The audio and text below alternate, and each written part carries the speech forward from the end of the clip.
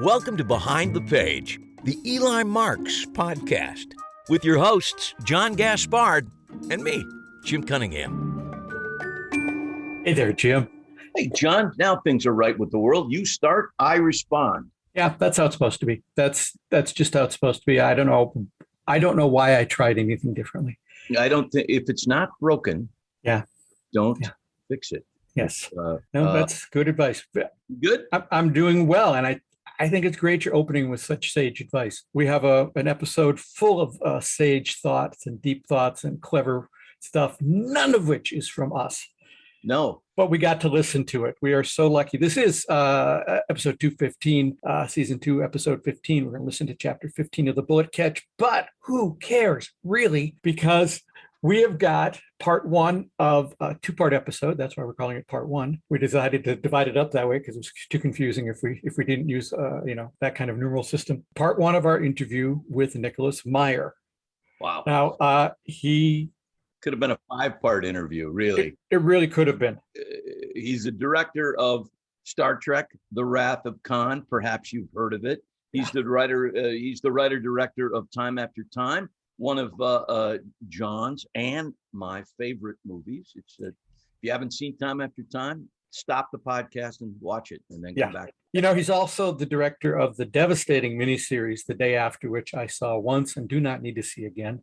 I have not seen it. I guess. Oh, it was a big deal miniseries back in the day, and it's a difficult watch. And he's also the writer of a much more upbeat miniseries, at least comparatively, the 2-part Houdini miniseries starring Adrian Brody.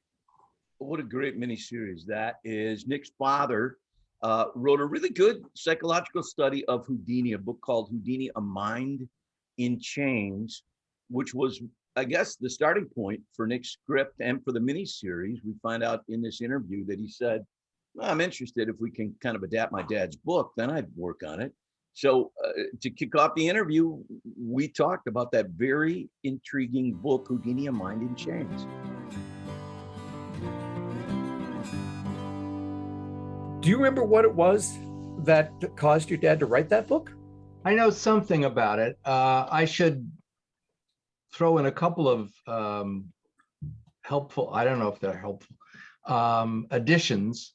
He was interested, the subjects that kind of absorbed his attention, not all of them, but a preponderant degree, were the sons of passive or absent fathers.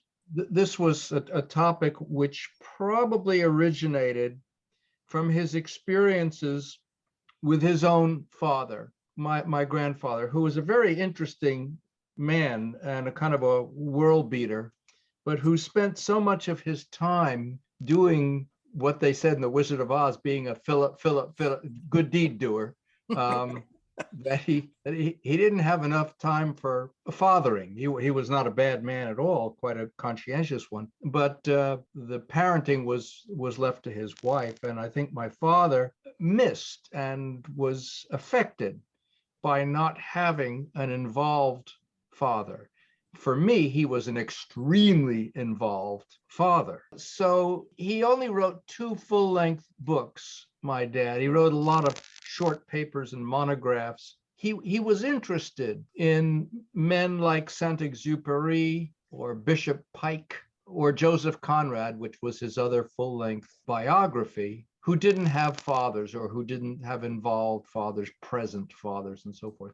And I think that a colleague of my dad's said to him, Houdini, that's the guy for you. And that's how he did it. I'm only sorry that he didn't live to see the 2-night television series based on his book. Yeah, I enjoyed it immensely as a kind of Houdini fan. It was fascinating and fun, and Adrian Brody is terrific, as is the woman who plays Bess. I thought I knew a lot about Houdini, and there was a lot in there that I did not know. And I really enjoyed the opening to it, which suggests that it's all fact and all fiction, and it's our job to figure out which is which I thought was brilliant. That's magic for you. Yeah, right.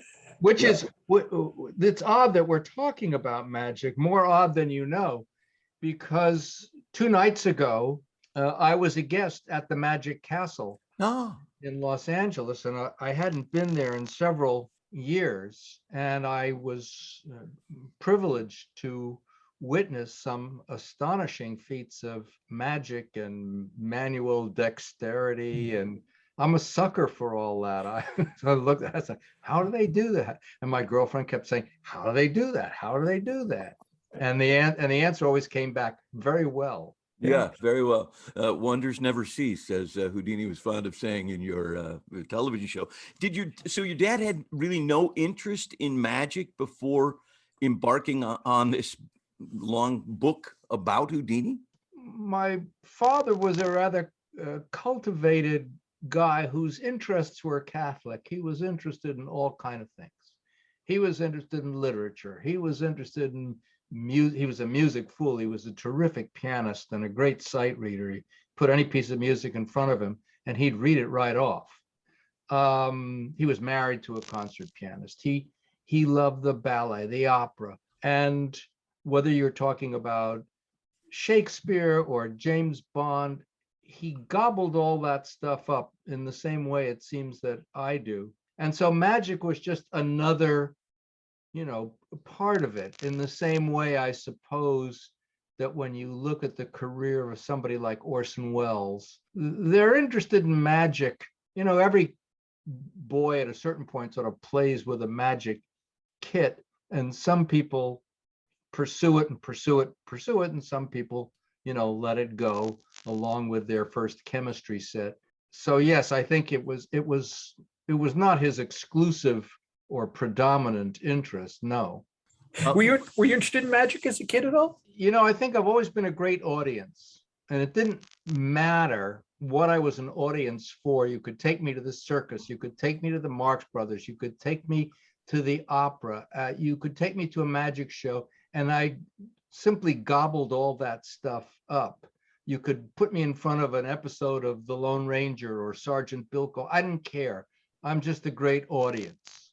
But I don't think magic, I would be beguiled. I would be amazed as I was 2 nights ago. And then I kind of go on to other stuff.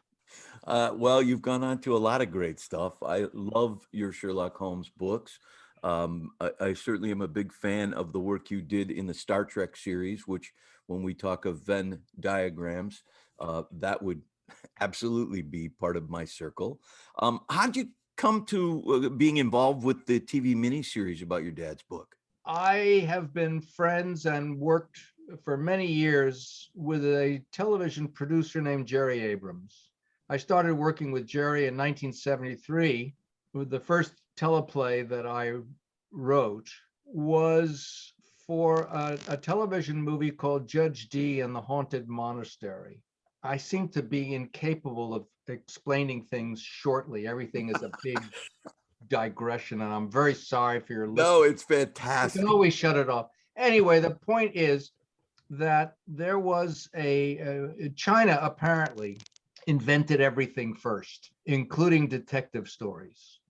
And a circuit court judge in the 7th century, Judge D. Gen J, solved mysteries. And people wrote detective stories about him, and now there are movies about him.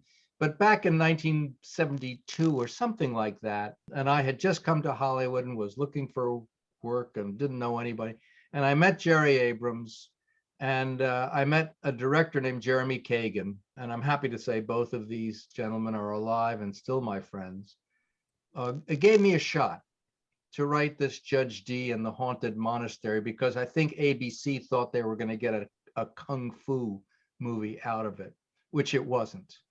But it was a television movie with an all-Asian cast. The monastery in question was the old Camelot Castle on the Warner Brothers lot.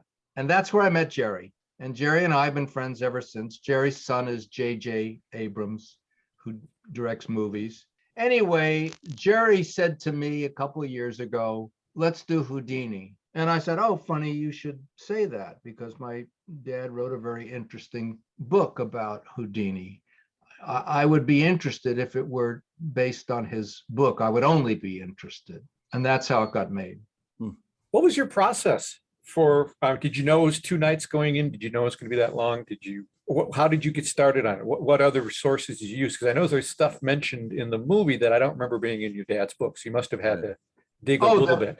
There's a lot of books about Houdini that I read, many books, because my dad's book is distinguished, if one could call it that, by being the only book of all the books about Houdini that attempts some inner explanation of his psychological process, the why. Why would you do this? Why do you feel the need to do this? Other books will tell you what Houdini did, and some will tell you how he did it. But my dad's book, as I say, it kind of explores the why of it. And so I read these other books to supplement the rest of the how and the what.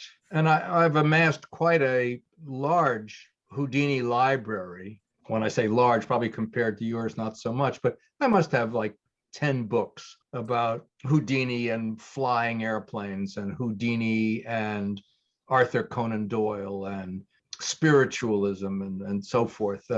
So yes, I read all those to supplement what I was trying to condense. I don't remember whether at this point, whether it was proposed as 2 nights or 3 nights or whatever. I also know that if it hadn't been for Adrian Brody agreeing to play Houdini, it never would have happened. They weren't going to do it without a star. He's great. Nothing happens without a star. Yeah. I was telling Jim earlier before you got on that my wife was kind enough to sit down and watch it with me. She's always worried in things like this that she's going to see how something's done. She doesn't want to know how magic is done at all. And when we got to the end, she said, Houdini seems so nice. He's such a likable guy. And I said, I think that's really more Adrian Brody. Oh, it is. It's definitely Adrian Brody. As I say, the movie would not have got made without Adrian. I'm not sure that he wasn't to a large degree cast against type. Mm-hmm. I think Houdini was a guy with ants in his pants, a kind of frenetic character. And I don't think when you read about him in any detail that he was what you'd call nice. I think he was a person who had a lot of charm that he could switch on and off like a tap. And I think, and this is one of the things that my dad's book brings out, and we tried to bring it out in the movie, that whose own father was a failure, a flop, an absent parent. He was a Hungarian rabbi who moved to Appleton, Wisconsin, but in umpteen years never managed to learn to speak English, got fired by his congregation, wound up in New York working in a necktie factory with his son. So I think Houdini spent a lot of his life looking for substitutes or alternative father figures. And I think the first one he probably stumbled on was the French magician Robert Houdin, from whom he took his name. And I think Houdini's pattern, at least according to my dad's reading of it, was to find father figures and fall hard for them, only to ultimately become disenchanted and alienated and furious with them, probably because ultimately they weren't his real father. But I think there was something like that going on. Yeah, it's pretty clear that that's what happened with Doyle as well. Yes, but he had better reason than in some other cases to be disenchanted with Doyle, because Doyle's Atlantic City seance with Lady Doyle, Houdini ultimately regarded as a real betrayal, because he decided, probably correctly, that the contact with his mother via Lady Doyle doing spirit writing was fake. And by the way, it's not that Mrs. Doyle or Lady Doyle might not have believed what she was doing. It just didn't track for 2 reasons, as your listeners may already know. Houdini experienced this contact with his mother, and he was as obsessed with her as he was with the fact of an absent father. And he was so overcome when she spoke to him via the spirit writing that it was a couple of days before he realized that his mother didn't speak a word of English, and she had communicated via Lady Doyle in English. She only spoke Yiddish. Doyle got around this difficulty by explaining that the medium, in this case Lady Doyle, worked as a kind of simultaneous translator. And Houdini said, yeah, but, and this was the second item, it was his birthday, and she never mentioned it. And she always sent him something on his birthday, and he then denounced Doyle and Lady Doyle as, quote, menaces to mankind, Oh boy. end quote. Wow. That'll get you right off the Christmas card list. Exactly. In Lady Doyle's defense, I quote George Costanza, it's not a lie if you believe it. Absolutely. So were you involved in a day-to-day way with production? And I'm wondering why you didn't direct it. I was involved. I was in, the whole movie was shot in Budapest, everything. Wisconsin, Missouri was all, and I was involved. I was not invited to direct. I have not directed really since the death of my wife in 1993. I had two small children to raise. And by the time it was like possible for me to go back, since they are now grown up and busy, I was sort of out of the game. Oh, that's too bad. You're a terrific director. I'm not arguing with you. So as you were scripting it and you were using other sources, Jim and I were discussing earlier about how there was sort of a whitewashing of Houdini early on, and then more and more stuff came out and other books came out and he became more and more human, I guess. How concerned were you about this is fact, this is fiction? That's a very good question. And it doesn't just apply to Houdini. It applies largely to the whole issue of dramatizing the stories taken based on real events. And by the way, you could make the case in a way that there's no such thing as fiction, that all fiction ultimately can be traced back to something real. I'll give you two examples off the top of my head. One, Moby Dick was based on a real whale called Mocha Dick because of his color. And as Heinrich Schliemann proved when he discovered Troy, most legends, most myths have their origins somewhere in the mists of time in some kind of reality. It turns out there was a place called Troy. So he was not far sort of off the mark. It's a knotty question with a K, how much we owe to fact and how much we get to mush around and dramatize. And the answer has to be inevitably elastic. The part that's the problem is that people are neither taught nor do they read history anymore. We are not taught civics. We are not taught history. Nobody knows anything. And so by default, movies and television are where we get our history. And that history is not always truthful. It is dramatized. For example, in that Academy Award winning movie, The Deer Hunter, we learn that the North Vietnamese made American prisoners of war in Vietnam play Russian roulette. There's no evidence, no historical evidence that they ever did any such thing. And yet, if you're getting your history from the movies, that's what you see. And someone said that seeing is believing. I think magicians depend on this. In any case, you have to sort of always be looking over your own shoulder when you are dramatizing history and realizing that, yes, you can telescope dates and characters, but what's the point where you cross a line and start inventing things out of whole cloth? Is it justified to show the North Vietnamese forcing American boys to play Russian roulette? I'll give you another example. Was Richard III really the monster that Shakespeare portrays? Now remember, Shakespeare is writing for the granddaughter of the man who killed Richard III and usurped his throne and calls himself king. You could make a very different case that that guy was a scumbag and that Richard was not. Yeah. But, you know, Shakespeare was in business. The Globe Theater was a money-making operation, and Henry VII's granddaughter was the Queen of England.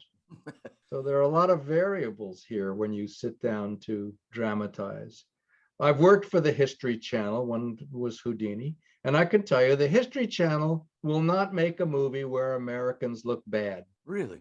History Channel will not make a movie that questions at any point in our own history our right to the moral high ground. Hmm. It's a point of view and they have a demographic. Yeah. And Americans don't want to be shown any of their own flaws or asked to think about them. Well, who does? Can I ask questions about the espionage part of what I witnessed last night? Although I had a sort of a vague memory that there is some espionage connection or perhaps connection. Perhaps. Perhaps. It was very clear in the first episode that he was working for at least the American government and perhaps the English government as well. Is there evidence for that? Circumstantial evidence, yes. And I suppose that it could still be, even at this late date, protected in some way in terms of, I don't know, them not admitting or maybe no real hard evidence exists anymore, right? I'm more inclined to think that no real hard evidence exists, although we all know that, somebody said truth is the daughter of time, but a lot of evidence has, for a lot of things, not merely in this country, but also England, has been redacted and eliminated and buried. How many of your listeners know the story of Alan Turing? Alan Turing may have shortened World War II by as much as 2 years by inventing the computer that, helped break the German Enigma code. Alan Turing signed the Official Secrets Act, which meant that his wartime work could never be revealed. Alan Turing was gay. After the war was over, Alan Turing was arrested on a morals and indecency charge, and he could not tell the world who he was. And so he was sentenced to some kind of chemical castration, I believe. That's right. And he killed himself. And all of this remained a secret for the next 55 years before the world's, learned. And suddenly there was a play called Breaking the Code. And then there was the Enigma novel by Robert Harris. And then there was the movie, which is very inaccurate and very troublesome to me, The Imitation Game. Because in The Imitation Game, the first thing he does when he's arrested is tell the cop who he is. And the cop believes him. Where the crushing irony, as well as inaccuracy, is that there's no way he was allowed to tell. That was the price you pay when you sign the Official Secrets Act. So that movie kind of bugged me. Whereas, for example, Enigma, which I think is one of my favorite movies, doesn't bug me at all because it doesn't call him Alan Turing, and therefore he's not gay, and it's a different story entirely, spun out of, inspired by, but not pretending to be Alan Turing.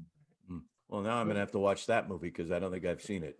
You never saw Enigma? I don't believe I saw Enigma. Of course, it's the only movie produced by Mick Jagger and Lorne Michaels, written by Tom Stoppard, Kate Winslet, Dougray Scott, Jeremy Northam. Anyway, it's a fantastic movie, but you have to watch it like 5 times in order to understand everything that's going on, because Tom Stoppard is not going to make it easy. Is just a quick sidelight here. I remember reading somewhere that Mick Jagger was a possible first choice for Time After Time. Yeah, Jack the Ripper. Okay, interesting. I prefer the choice you came up with, but that's... Well, when Warner Brothers, who was trying to sort of figure out how to make this movie, quote, commercial, they were so surprised when it was a hit. They suggested Mick Jagger as Jack the Ripper, and he was in LA at the time touring. And I really didn't understand the politics of not just filmmaking, but sort of office politics generally. And my first reply was no. You might believe him as the Ripper, but you'd never believe him, or I didn't think you would believe him, as a Harley Street surgeon. And they said, you mean you won't even meet him? And that's when I said, oh, okay, I get it. I have to agree to meet, so I met him. And then I said, fellas, I still don't, think this can work. And so we went on to David Warner. I think that was the first film I became aware of David Warner. And of course, it colored my opinion of David Warner for everything I've seen him in since, including him as Bob Cratchit in a version of A Christmas Carol. I kept thinking to myself, don't turn your back on him. He's a killer. He's a stone cold killer because of Time After Time, which is still one of my favorite movies. Oh, thank you so much. We promise not to geek out too much, but I have to tell you that the hotel room scene between him and McDowell, I still pull up once or twice here to look at. The writing and the acting in that scene, you are literally the last person on earth I expected to see. They're both so good in that scene. They are. Yeah, but we promise not to go down that geeky route because we'd be here all day. Yeah, we did promise not to go down the geeky route. We will go a little bit further down the geeky route in part 2, but my goodness, what a great chat with what an interesting man. Interesting, smart, connected, knowledgeable. In terms of my own life, he's nailing so many things that I'm super in love with. Houdini, Sherlock Holmes, Star Trek. I mean, he Jack the Ripper. Jack the Ripper. He couldn't be, it's right there where I'm so happy to talk to a guy like that and find out how incredibly articulate and bright he is. Should be no surprise. Yep. And, was it fate that we talked to him that day that he had just been to the Magic Castle? How about that? Huh? Yeah. See how the gods favor? Your karma must be incredible, John, because it's certainly not mine. Well, I don't know. I make the payments every month. I don't know if you're doing that. So, Jim, you know more about Houdini than I do. I mean, you always have. Did the series seem accurate to you? He talked a lot about fact and fiction. Yeah, it's been a while since I have really kind of dove into the Houdini river and swum around a little with the facts and fiction of that kind of thing. It struck me, I asked him a question about it, saying, is there, I'd sort of heard that there may have been, there's a book out about espionage. Is there any kind of, when he says, circumstantial evidence, that there's all kinds of circumstantial evidence about Houdini, and so was it historically accurate? In the final analysis, I really didn't care. So, you know what I mean? I enjoyed it for what it was. Was it historically accurate? As I think Nicholas Meyer quotes at some point in this interview, an Italian phrase, which means if it didn't happen like that, it should have. Right. And there's some of that for me in this miniseries. Yeah. Well, I'm so glad that he chatted with us about it and other things. It was a delight to talk to him a little bit about Time After Time and to actually tell the guy who wrote it and directed it how much I love that hotel scene. If you haven't seen Time After Time, there's a point in the movie where H.G. Wells meets Jack the Ripper in a modern day hotel. He sort of surprises him there, and it's just so well written. Who is it? Your breakfast, sir. Bless my soul. May I come in? Certainly. You were literally the last person on earth I expected to see. You've given me quite a turn. I will put a link to it in the show notes. Years from now, if you're a years from now person as opposed to right around now person, don't know if that link is still there. Sorry if it isn't, but at the time of this recording, there is a link to the hotel room scene with David Warner and Malcolm McDowell. My favorite scene from one of my favorite movies. Yeah, it really is. I remember seeing it for the first time in the theater, and I probably saw it 4 more times in the theater with different friends and acquaintances, and I've seen it, I don't know, 2-3 times on video. It's really especially for the first time you see it, Yeah. I think you'll really enjoy it. And for mystery lovers, he does a little twist toward the end about someone who's dead and turns out not to be dead, which is as clever as anything I've seen or read in just about any mystery. And it's very well set up. And if you go back and look at it and go, yep, he put all the pieces there, and It was all there. there's links to a little bit of Time After Time in the show notes. I've also got a couple trailers with Houdini miniseries in there, and a really interesting interview with Adrian Brody talking about playing Houdini. He is a very intense and thoughtful actor. Well, see, now I haven't seen that, and now I'm gonna have to go to the show notes and watch that, because I really thought Adrian Brody was terrific and made Houdini so absolutely watchable and likable, Yep. both in front of an audience and not in front of an audience, which my understanding is that part not historically accurate. Yeah, not the uh, nicest guy. Yeah, he might not have been the nicest guy to hang out with, but having said that, I will absolutely go to the show notes and listen to the Adrian Brody interview talking about playing Houdini. So we are at episode 215, if you are doing the math from home, which means we're going to listen to chapter 15 of the second book, The Bullet Catch. But John, before we do, could you sort of, I don't know, circle the wagons, bring us up to date, give us I can. Yeah. Having read the book, I can remember what happened in chapter 14. It's there was some phone message stuff back and forth with Eli talking to Trish about Washburn and all that stuff. He has coffee with her, and they talk about her late husband. It's building the relationship between Trish and Eli, and that brings us right into chapter 15. The Bullet Catch, an Eli Marks mystery. Chapter 15. Is there something wrong with your cell phone?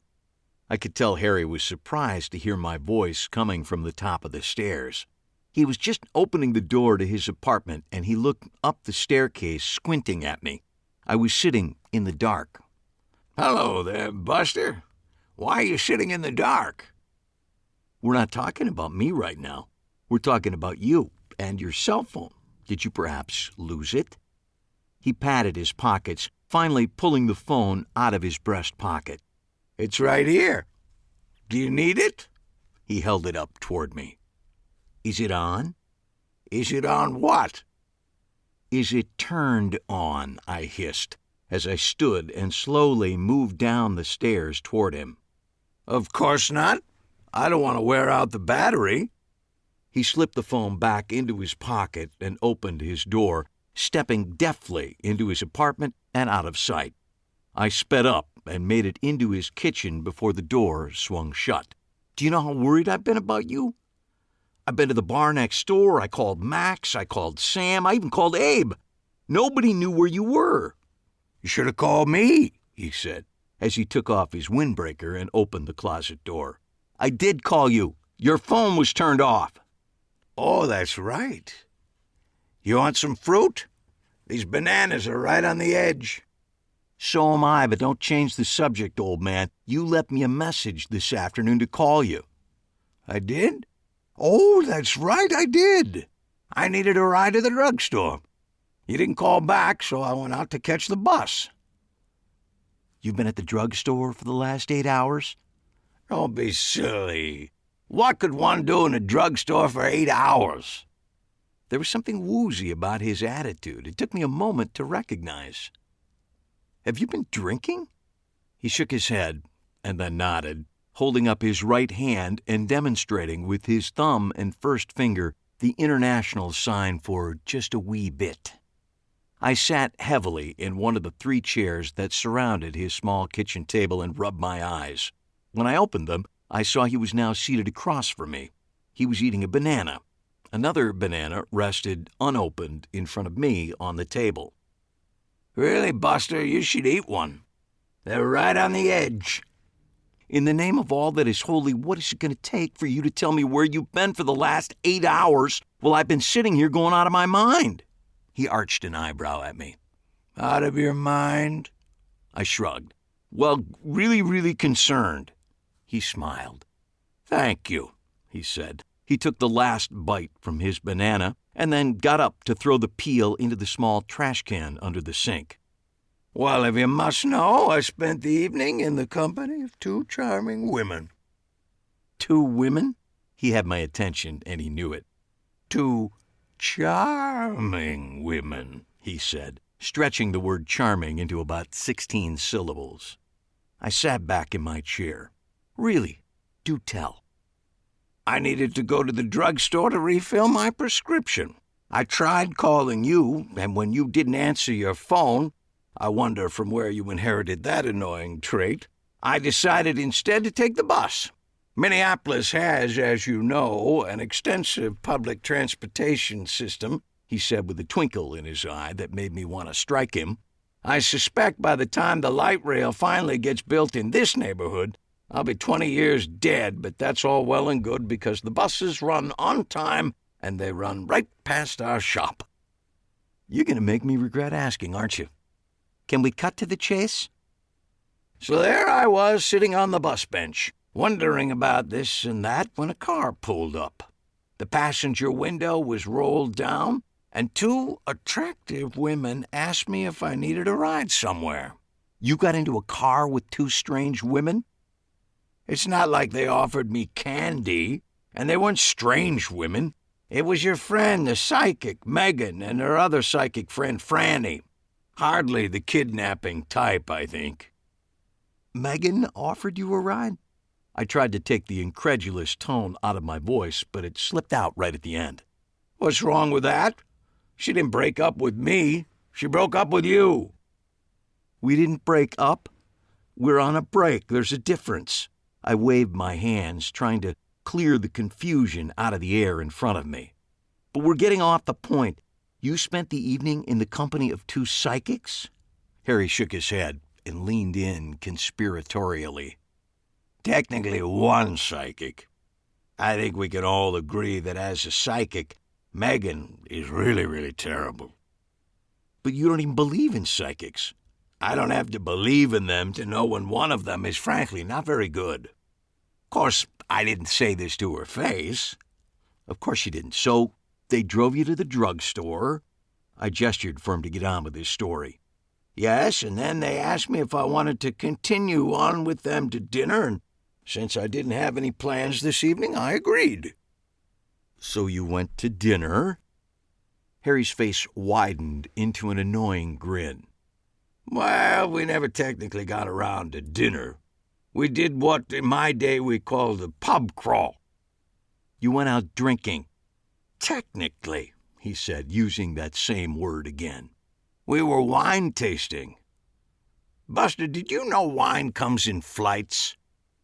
Yes, I'm aware wine comes in flights. Well, it was news to me. They're flights of fancy, let me tell you. So at each bar, we'd order an appetizer and a flight or 2 and sip and compare. Very civilized way to spend an evening, if you ask me. Actually, I'm sorry I asked you. So you got soused with a pair of psychics. Franny didn't drink. We called her the designated psychic. He gave the line a far bigger laugh than it deserved. So you got drunk with my girlfriend. She's not your girlfriend. You're on a break. Before I could respond, he stood unsteadily to his feet. Buster, can you open the store for me in the morning? I think I might want to sleep in. Sleep in? You mean you want to sleep it off? Sorry, I can't. I need to be on the movie set with Jake. Well, that's fine, he said amiably. The shop can stay closed. I can't imagine we'd have much foot traffic tomorrow. Good night, Buster. Before he rounded the corner to his bedroom, he turned back toward me. It took him a moment to remember why he had stopped. Oh, yes. Can you shut the light off when you go? That's a good fellow. I sat at the table for a while until I heard the steady snore that signaled he was asleep, and then I went up to my own apartment and climbed into my own bed. I pulled up Double Indemnity on Netflix on my iPad and watched it for a while.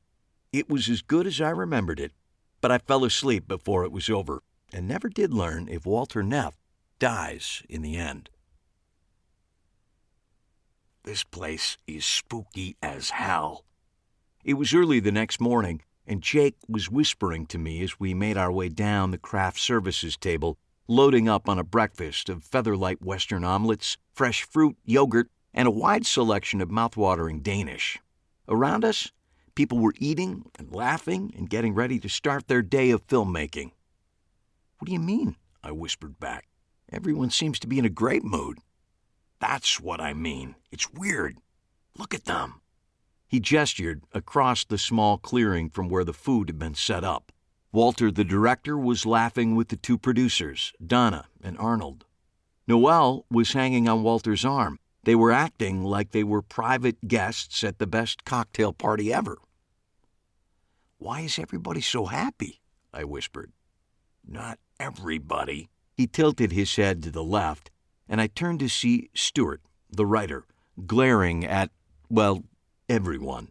He clutched a styrofoam cup of coffee in his hands, his eyes grim slits as he surveyed all the activity around him. He was giving the same look he'd given when both of us spotted Jake and Noelle canoodling in the woods. "The writer is still pissed off," I said, recapping the situation. "The plot of the movie has imploded. The producers have lost half their funding, yet they're yucking it up." I turned to Jake. "You're right. This is weird. Why are they so happy?" "Not sure. But my best guess is because they still have Plan B. Kill the leading man." We grabbed some utensils and found 2 open seats at one of several picnic tables that had been set up for crew meals. "So Noelle is back together with Walter?"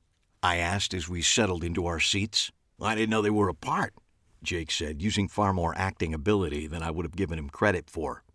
"Oh, come on," I said quietly. "I saw the 2 of you. In the woods. You know." He gave me a perplexing look that seemed genuine. "What?" "The 2 of you in the woods, canoodling." A look of recognition passed across his face. "Oh, that," he said, cutting into his omelet. "I was just acting." "From where I was standing, that was an Oscar-worthy performance," I said, sounding far more like a 14-year-old boy than I intended. "We were rehearsing," Jake said. "We had a love scene coming up, and that's what actors do." "Wow. And they pay you and everything." "Don't be a dork. Love scenes are hard to make look real, and it helps if the 2 actors have already established some chemistry." "Chemistry, right," I said, nearly snorting into my orange juice. "Pull the other one." "It was actually sort of weird," he admitted quietly. "Noelle and I have a bit of history. A couple of years back, I dated a roommate out in L.A., and it ended badly." "How badly?" Jake shrugged. "My timing was bad. She was an actress, too. She'd had a run of bad luck with auditions. Her career, such as it was, had tanked, and then I broke up with her. That was sort of the last straw. She quit the business and went back home to Ohio. Noelle was super pissed at me." He gestured toward Noelle, who was laughing a little too loud and a little too long at something Walter had said. "You may find it hard to believe, but that girl has a temper on her. I mean, a Glenn Close in Fatal Attraction temper." Before I could tell him that it was in fact hard to believe, he moved on to a new topic. "So the police were out here yesterday to talk to me," he said. "Something about someone from the reunion that died, a suicide or something. Howard Washburn. I had no memory of the guy. Did you?" I shook my head. "Me neither," I said. "Although from what I've heard, they don't really think it was a suicide. Actually, they seem to think Trish might be involved in some way. Shouldn't have an alibi," I added. "Interesting," Jake said. "Very interesting. First they think she offed her husband, and now one of his compatriots. She's a very busy girl." "She didn't do it," I said too emphatically. Jake shot me a look. "She volunteers at a homeless shelter, for God's sake. She was homecoming queen. People like that don't commit murder." "On the contrary," he said, "that's exactly who I would suspect if this were a movie. But it's not a movie." "Neither is this, but we're still at it," Jake said, gesturing to the army of crew members who were wrapping up breakfast and preparing for their day of shooting. Our central mystery has been blown out of the water. Our main character is just a hack who screwed up, and now everyone and his brother knows the method behind the bullet catch." "Well, they know one method," I said, biting into a strawberry that was way too big and juicy for this time of year. I considered the volume of pesticides I was consuming and then decided to throw caution to the wind and have another one. A hand shot in and grabbed my wrist as I reached for the second strawberry. "What do you mean, one method?" I looked up to see Walter, the movie's director. He was holding my wrist tightly as I tried to pick up the strawberry. He wore his signature baseball cap and sunglasses. I couldn't see his eyes, but I could sure feel his grip around my wrist. "There's more than one way to do the bullet catch?" "Sure. I mean, it's like just about any magic trick. There are a lot of different methods to doing the bullet catch," I said, taking the strawberry from the plate with my free hand. Walter hung on to my wrist. "There's another way to do it that hasn't been revealed?" I nodded while biting into the strawberry. I chewed it quickly, sensing he was looking for a prompt answer. "The audience may now know one way to do it because of that article, but you could simply use a different method and still fool them." "So we could still fool them," he repeated quietly, finally releasing my wrist. "With another method." He stared up into the trees overhead. "The audience will think we're using the method they know, and that's what they'll be looking for. But we won't. We'll use a different method." He turned and sat between us, the wooden bench creaking under his weight. He scratched at his chin thoughtfully.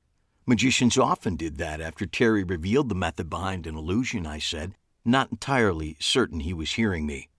"They just switched the method, which was double confusing for the audience because it played on their preconceptions on how the trick was done. In many cases, it made for a more effective illusion." "We'll do it all in one shot," Walter said, taking off his sunglasses and turning to Jake. "Seamless. From the moment Terry starts the act right through to when he gets shot. All one continuous take." Walter then turned to me. His eyes were watery and bloodshot. "And you, Mr. Magic," he said, putting a chubby arm around my shoulder. "You will not only be our consultant on it, but I'm putting you in the movie. You, my friend, are the one who is going to shoot Terry Alexander."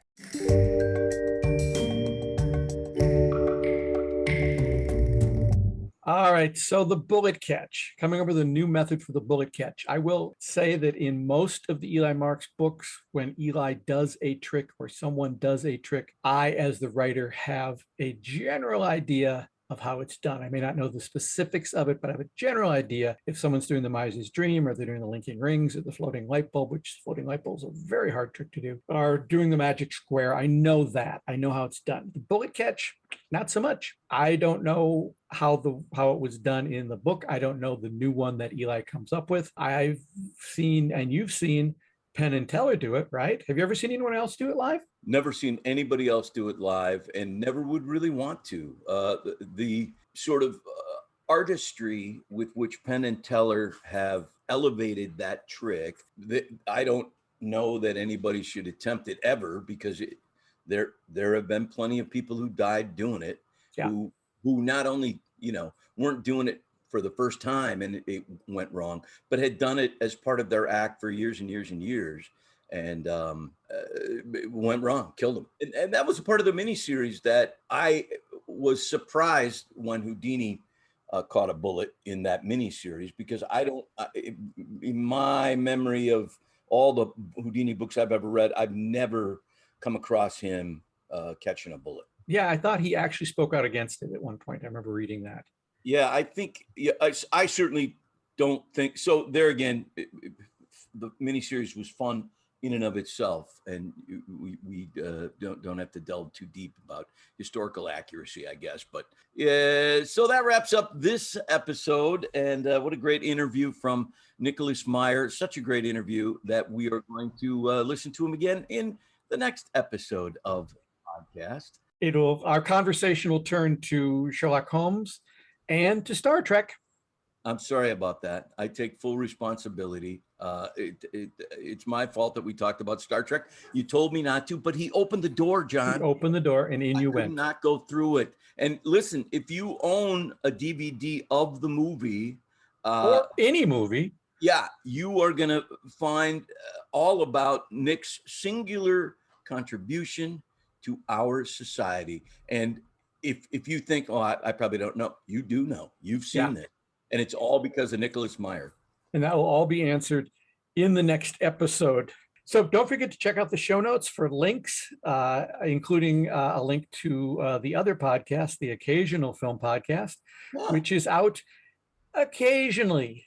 We have some fun stuff coming up with that, which sometimes includes my occasional co-host, Jim Cunningham, and other occasional co-hosts. Anyway, look for that, for a link to Nick Meyer's website where you can buy his latest book, The Return of the Pharaoh, and check out other things that Nicholas Meyer is up to. Hey, if you are a Sherlock Holmes fan, you should read all of Nicholas Meyer's books on Sherlock Holmes. They're terrific.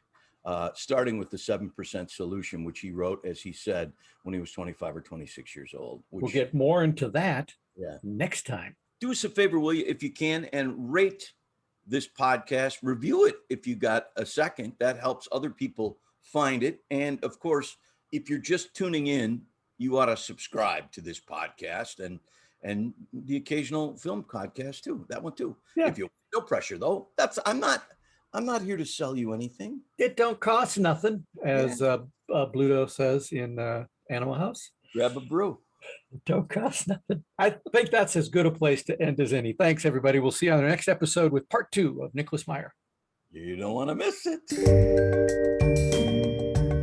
This has been Behind the Page, the Eli Marks podcast, with your hosts, John Gaspard and Jim Cunningham. Produced by Alberts Bridge Books at Grass Lake Studios. Find this podcast and all the books in the Eli Marks series at elimarksmysteries.com. That's ELIMARKS Mysteries.com. And thanks for listening.